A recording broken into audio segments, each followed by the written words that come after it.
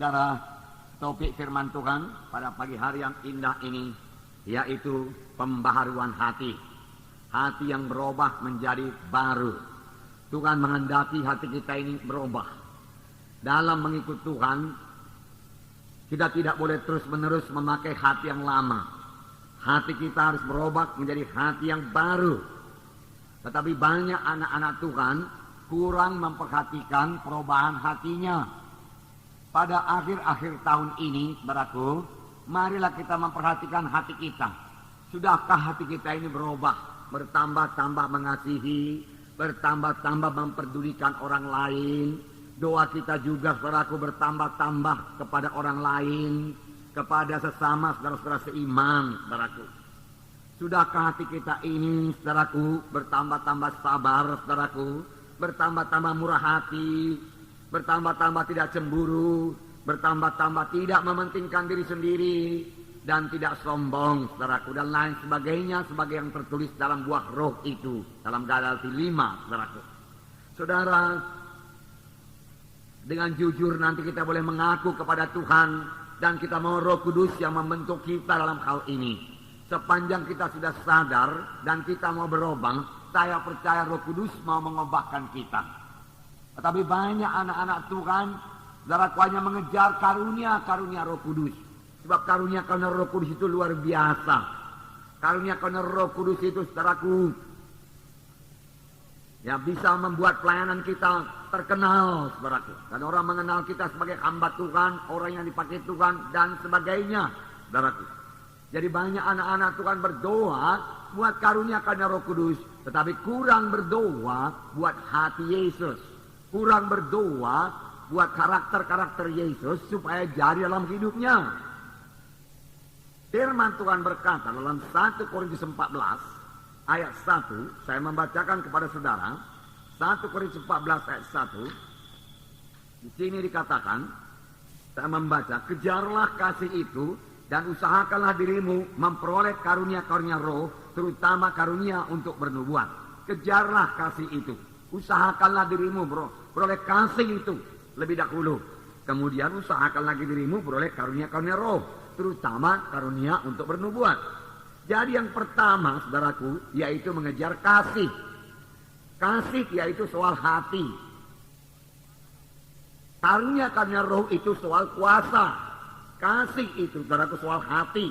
Hati yang mengasihi, hati yang tergerak oleh belas kasihan. Kejarlah itu, Tuhan berkata. Itulah dia hati Yesus. Hati yang murah hati Yesus, saudaraku. Hati yang mengampuni, itulah hati Yesus. Hati yang tidak cemburu, itu hati Yesus, saudaraku. Kejarlah itu, Tuhan berkata. Tidak cukup kamu hanya mengejar karunia-karunia roh saja. Berdoa buat karunia-karunia roh. Urapi saya, Tuhan. Pakai saya luar biasa, Tuhan. Teguhkan pelayanan saya dengan kuasa dan tanda ajaib, Tuhan. Oh, banyak sekali doa anak-anak Tuhan demikian. Tetapi rupanya firman Tuhan berkata, itu semua memang tidak salah. Tetapi firman Tuhan berkata, kejar lebih dahulu kasih itu. Sesudah itu, mintalah kuasa itu. Mintalah karunia-karunia rohani. Tidak ada salahnya, Tuhan berkata. Tetapi kamu juga harus memiliki buah-buah roh. Harus memiliki buah roh. Harus memiliki kasih. Kasih dalam hati kita. Saudaraku, sesudah kita jatuh kepada dosa, hati kita sebenarnya mengasihi diri sendiri. Tanya lagi mengasihi Tuhan dan mengasihi sama manusia sebagaimana yang dimaksudkan Tuhan. Tetapi kita sudah banyak mengasihi diri kita sendiri. Oleh sebab itu kita perlu berdoa supaya Tuhan mengubahkan hati kita lebih dahulu. Menjadi hati yang baru. Menjadi hati yang mengasihi. Hati yang suka menolong. Hati yang suka kebaikan orang lain. Hati yang tergerak oleh belas kasihan melihat jiwa-jiwa berdosa atau jiwa-jiwa keberatan. Bagaimana Tuhan melihat seorang yang sakit kusta yang berdoa kepadanya. Tuhan, jika engkau mau, engkau sanggup menyembuhkan aku. Firman Tuhan mengatakan bahwasanya pertama-tama hati Yesus tergerak oleh belas kasihan. Lalu dia mengulurkan tangannya dan menyembuhkan orang tersebut. Dalam perumpamaan orang Samaria, ada seorang yang turun dari Yerusalem ke Jericho. Dia dirampas oleh penyamun-penyamun, memukulnya, meninggalkannya hampir mati. Lalu lewatlah seorang imam, dia melihatnya, hatinya tidak tergerak oleh belas kasihan. Dia punya kedudukan dalam gereja. Dia dihormati dalam gereja, saudaraku. Dia orang yang beragama, saudaraku. Tetapi hatinya tidak tergerak oleh belas kasihan. Tidak tergerak untuk menolong. Dia melihat, dia melewatinya saja, saudaraku. Kemudian datang lagi seorang Lewi. Yang juga orang beragama. Terkenal, saudaraku, memegang hukum Taurat, saudara. Tetapi hatinya masih hati yang lama. Dia lihat orang yang dirampas itu. Kemudian dia lewati, dia berjalan lalu, saudaraku. Saudara, kemudian lewatlah seorang Samaria yang kelihatannya tidak sebagai orang yang beragama. Akan orang mengatakan itu orang kafir. Tetapi dia memiliki hati yang baru, hati yang mengasihi. Ketika dia lihat orang yang dirampas itu, hatinya tergerak oleh belas kasihan. Hatinya tergerak oleh belas kasihan. Dan tidak sampai di situ saja. Hati yang tergerak oleh belas kasihan ini diteruskannya kepada tindakan. Tindakan kasih, perbuatan kasih. Dia datang kepada orang tersebut. Kemudian dia bersihkan luka-lukanya. Dia balut luka-lukanya. Kemudian dia angkat ke keledainya. Dia bawa ke rumah tumpangan. Kemudian dia berkata, uruslah orang ini baik-baik. Ini 2 dinar. Nanti kalau kurang, gua atau kembali kutambahi lagi. Pokoknya dia engkau urus baik-baik sampai dia bisa sembuh. Sampai dia pulang ke kampungnya. Bahkan dia tidak mengharap balasan apa-apa. Saudaraku, itulah dia hati Yesus.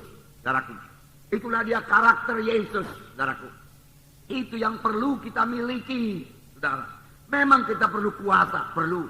Tanpa kuasa juga tidak bisa melayani. Saudaraku, tetapi lebih penting hati ini. Hati yang berubah. Hati yang mengasihi. Dan Tuhan mau memberikan. Sepanjang kita sudah menyadari diri kita butuh hati yang baru. Butuh hati yang mengasihi. Sepanjang kita sudah menyadari kasih kita begitu miskin. Kita bisa berseru kepada Tuhan. Tolong aku Tuhan. Barui hatiku Tuhan. Penuhi hatiku dengan kasih Tuhan. Saudaraku, dari genapkanlah 1 Korintus 14 ini. Kejarlah kasih lebih dahulu.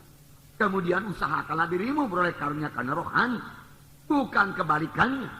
Karunia-karunia rohani dulu Tuhan. Aku mau puasa Tuhan. Pakai aku Tuhan. Luar biasa Tuhan urapanmu atasku Tuhan. Oh haleluya Tuhan. Pelayananku penuh dengan tanda jaib, tanda mujizat. Yang membawa jiwa-jiwa kepada pertobatan. Kalaupun itu terjadi saudaraku.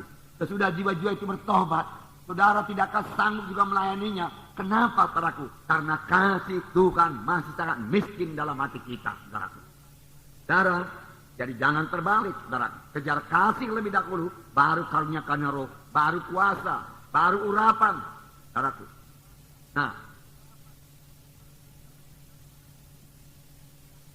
saudaraku yang kasih dalam nama Yesus, jangan abaikan hati ini. Mohon kuasa, kuasa, kuasa. Tapi dalam hati masih penuh dengan kemarahan. Mohon kuasa urapan Tuhan.